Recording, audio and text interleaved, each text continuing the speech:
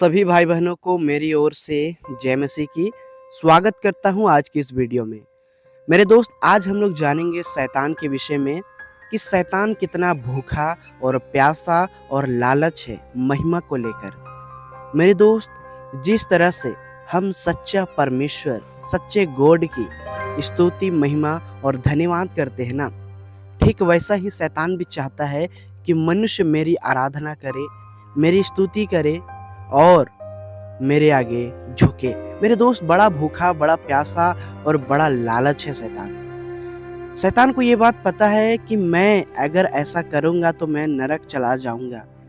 फिर भी शैतान को देखिए, वो नरक जाने के लिए तैयार है, पर उसको महिमा चाहिए।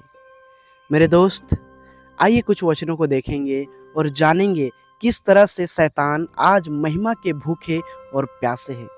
मेरे दोस्त, हम सभी को सावधान होना चाहिए। कहीं आप में से भी कोई ऐसा तो नहीं कि उसके आगे झुक रहे हैं, उसको दंडवत कर रहे हैं, उसको महिमा दे रहे हैं और शैतान बड़ा खुश हो रहा है। आइए वचन से जानते हैं, ताकि हर एक जीवन में आने वाली मुसीबत वो ख़त्म हो जाए। क्योंकि मेरे दोस्त, जब तक हम शैतान को महिमा देंगे, वो मुसीबत, वो परेशानी, वो हमारे जीवन में जो प्रॉब्लम है वो बना रहेगा। लेकिन जब हम परमेश्वर की तरफ हो जाते हैं तो परमेश्वर भी हमारे तरफ हो जाता है। और जब परमेश्वर हमारे तरफ हो जाता है ना, तो मजाल है दुनिया के लोग या दुनिया का ताकत उसे कोई छू पाए नहीं। इसलिए मेरे दोस्त, हमें एक सच्चे परमेश्वर, जिसने स्वर्ग और पृथ्वी को बनाया, जिसने पूरे संसार को बनाया, जिसके द्वारा पूरा सृष्टि को रचा गया, हमें उसकी आराधना, उसकी स्तुति करनी चाहिए। हालेलुया। परमेश्वर ऐसा ही कहता है। तो आइए मेरे दोस्त, एक वचन को देखेंगे, निर्गमन 20 का 3 और 4 वचन। यहाँ पे ऐसा लिखा है, तो मुझे छोड़ दूसरे को ईश्वर करके ना मानना। कभी आपने इस वचन पर मनन किया है? आखिरकार ऐसा क्यों कहता है प्रभु, तो मुझे छोड़ दूसरे को ईश्वर करके ना मानना? परमेश्वर चाहता है कि लोग, मनुष्य सिर्फ मुझे ईश्वर कहे, लोग सिर्फ मेरी महिमा करें और किसी की नहीं। मेरे दोस्त, जिस वक्त मनुष्य को इस पृथ्वी पर बनाया गया था ना, उस वक्त शैतान भी इस पृथ्वी पर मौजूद था। और एक शुरू से ही शैतान ने मनुष्य के जीवन में काम करना चालू किया है। सबसे पहले शैतान ने हव्वा के ज़िंदगी में बिगाड़ किया, उसके जीवन को बहकाया, उसके मन को बहकाया और उसको पाप में गिराया। साथ ही साथ आदम भी पाप में गिरा और आज पूरा पृथ्वी श्रापित हो गया, पूरा धरती श्रापित हो गया।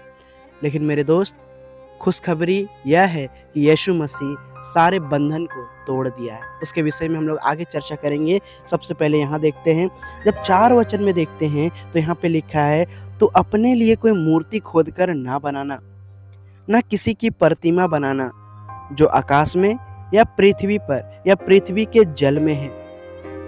परमेश्वर मना करता है मूर्तियों के विषय में कि तू अपने लिए कोई मूर्ति खोदकर ना बनाना। मेरे दोस्त, जैसा जैसा परमेश्वर ने आज्ञा दिया, आज ये देखने को मिलता है लोग इसका उल्टा कर रहे हैं। परमेश्वर ने कहा मुझे छोड़ दूसरे को ईश्वर करके ना मानना, और लोग क्या कर रहे हैं? उसी ईश्वर को छोड़कर, उसी परमेश्वर को छोड़कर आज सारे लोगों को ईश्वर बना दिए हैं। कोई जमीन को ईश्वर कहता है, कोई पेड़ को ईश्वर कहता है, कोई चांद तारा को ईश्वर कहता है, कोई पेड़ों को कहता है, कोई मूर्तियों को कहता है। मेरे दोस्त, परमेश्वर मूर्ति से घृणा करता है। क्यों? क्योंकि मूर्ति परमेश्वर ने नहीं बनाया, उस खुदा ने नहीं बनाया, वो तो एक मनुष्य ने बनाया। और उन्होंने अपना देवी देवता, अपना ईश्वर उन्होंने खुद से बनाया और खुद उसको मानते हैं। मेरे भाई और बहनों, कभी आपने ऐसा सोचा है, जिस मूर्ति को लोग दंडवत करते हैं, जिस फोटो को लोग मानते हैं, उस पर विश्वास करते हैं, आखिरकार उसके पीछे रहता कौन है? उसके अंदर काम कौन करता है? मेरे दोस्त, आइए कुछ वचनों को और पढ़ेंगे, जिससे ये पता चले कि मूर्तियों के अंदर, है ना, जिसको लोग दंडवत करते हैं, आखिरकार उसके पीछे रहता कौन है?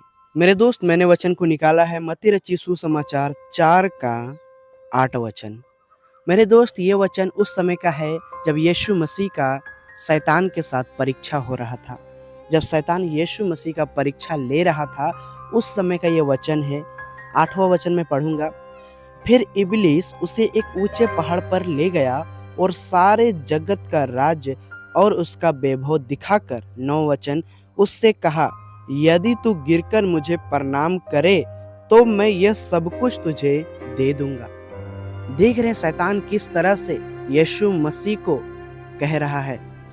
कहता है, सबसे पहले तो यीशु मसीह को एक ऊंचे पहाड़ पर ले गया और सारे जगत यानी पूरे दुनिया का राज्य और उसका वैभव दिखाकर, उसका राज और वैभव दिखाकर, इसका मतलब है इस दुनिया का सुख शांति का जीवन, आराम का जीवन, क्योंकि लोग आज इसी के पीछे दौड़ रहे हैं, है ना।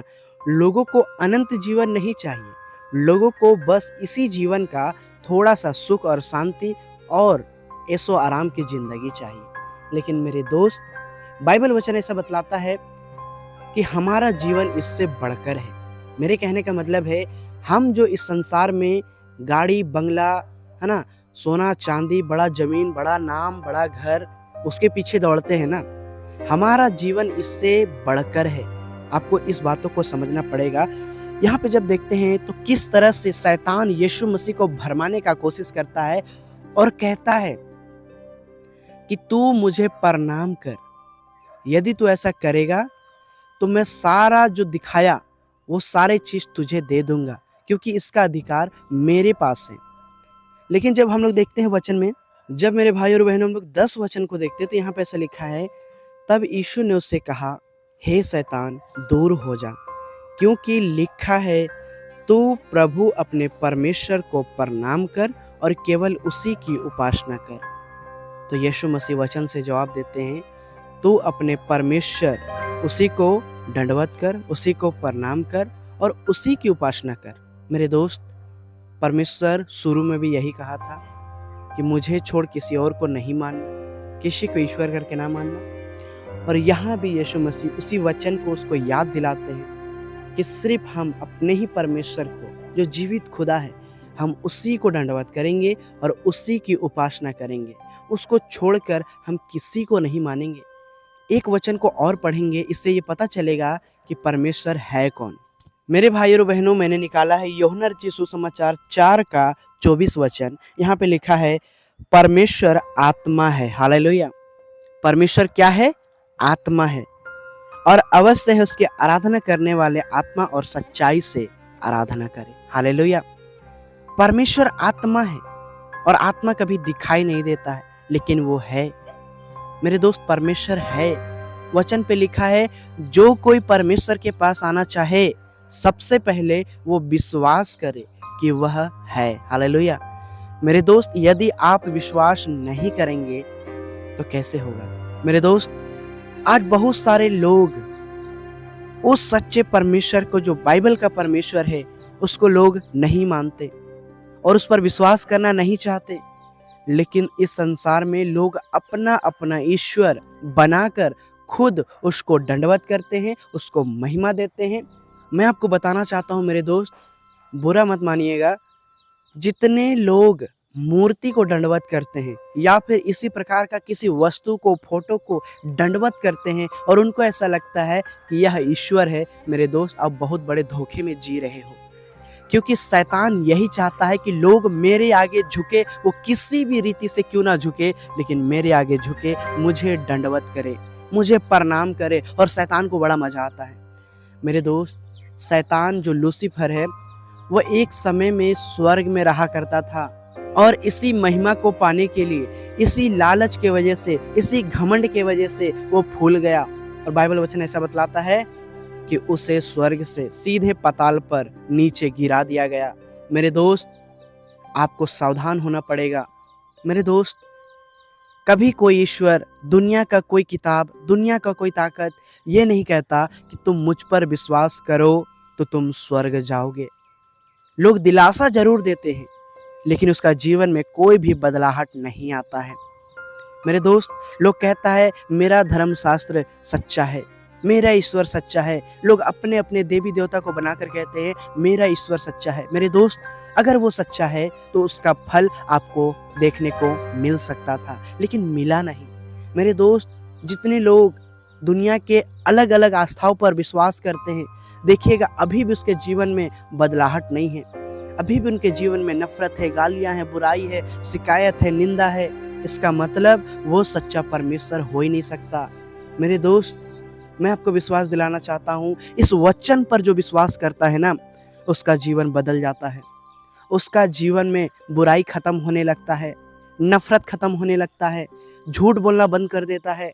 मेरे दोस्त, इस वचन में इतना सामर्थ्य है।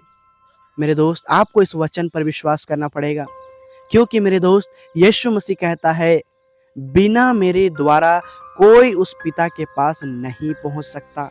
यानी मेरे दोस्त, बिना यीशु पर विश्वास किए हुए आप स्वर्ग तक नहीं पहुंच सकते हैं। लोगों को आज स्वर्ग और नरक पर विश्वास नहीं होता है। लोग बोलते हैं अरे किसने देखा है स्वर्ग और किसने देखा है नरक। खाओ पियो मजा करो और एक दिन मर जाओ। मेरे दोस्त, हमारे अंदर एक आत्मा बसा हुआ है और बाइबल वचन कहता है उसी परमेश्वर ने हमें श्वासें दी, हमें आत्मा दिया, ताकि हम इस पृथ्वी पर रहें।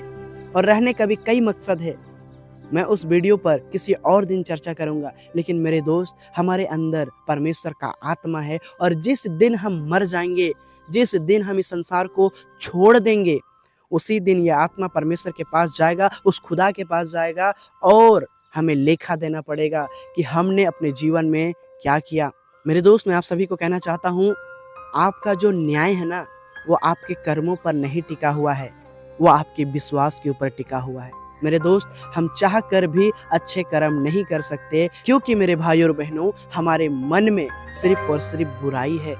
हमारे जीवन में सिर्फ और सिर्फ बुराई है, नफरत है। क्यों? क्योंकि आदम ने पाप किया, उसके वजह से सारे उसके वंश में वो पाप फैल गया, और जिसके वजह से जब हम इस पृथ्वी पर जन्म लेते हैं तो हमारे अंदर पाप का स्वभाव होता है। मेरे दोस्त, उसी पापों को खत्म करने के लिए यीशु मसीह बलिदान हुआ, ताकि सारे लोगों का पाप क्षमा हो जाए। लेकिन मेरे दोस्त, उसका भी एक कंडीशन है। लिखा है जो कोई इस पर विश्वास करेगा वह नष्ट ना होगा, परंतु वह अनंत जीवन पाएगा। हालेलुया। मेरे दोस्त, आज भी आप सभी के पास समय है कि यीशु के बलिदानों पर विश्वास करें, ताकि आप नष्ट ना हो परंतु अनंत जीवन पाए। अनंत जीवन का मतलब है जब ये आत्मा परमेश्वर के पास जाएगा और हमें लेखा देना पड़ेगा, और जब यीशु मसीह कहेगा कि हाँ उसने, यानी हमने, आपने यीशु मसीह पर विश्वास किया, तब जाकर हम परमेश्वर के साथ हमेशा हमेशा के लिए आनंद करेंगे। हालेलुया। एक ऐसा जीवन जो कभी बीमारी में नहीं होगा, कभी दुखों में नहीं होगा, कभी हमारा मृत्यु नहीं होगा। एक ऐसा जीवन जो कभी अंत नहीं होगा, उसको कहते हैं अनंत जीवन। हालेलुया। और जो व्यक्ति यीशु मसीह पर विश्वास नहीं करेगा, लिखा है वो दोषी ठहर चुका। इसका मतलब है वो हमेशा हमेशा के लिए नरक जाएगा। बाइबल वचन ऐसा ही बताता है। मैं आपको खुश करने के लिए मैं किसी प्रकार का झूठ नहीं बोल सकता। मैं आपको दिलासा दिलाने के लिए, मैं आपको कुछ खुश करने के लिए मैं वचन को तोड़ नहीं सकता। वचन ऐसा ही कहता है, जो यीशु मसीह पर विश्वास नहीं करता या नहीं किया, वो दोषी ठहर चुका। मेरे दोस्त, आपको सावधान होना चाहिए। मेरे दोस्त, आज आप जिस पर विश्वास करते हो, एक बार परख के देखिए, क्या वो सच्चा परमेश्वर है? क्या आज वो आपको वादा करता है कि मैं तुम्हें स्वर्ग तक पहुंचाऊंगा? क्या आपके जीवन में कोई बदलाहट आया है? क्या आप जिस पर विश्वास करते हैं, उस पर विश्वास करने के द्वारा आपके जीवन में बदलाहट आया है? मेरे दोस्त, वो सामर्थ्य, वो सच्चाई सिर्फ बाइबल वचन पर है, जो आपको पूरी तरह से बदल देगा। उम्मीद करता हूँ मेरे भाई और बहनों, आज का वचन, आज का वीडियो आपको पसंद आया होगा। अगर पसंद आया तो वीडियो को लाइक कर दीजिए और इस वीडियो को ज़्यादा से ज़्यादा शेयर कीजिए। चलिए मिलते हैं किसी और वीडियो के साथ। तब तक आप सभी को जय मसीह की। प्रभु आप सभी को संभाल कर रखें। आमीन।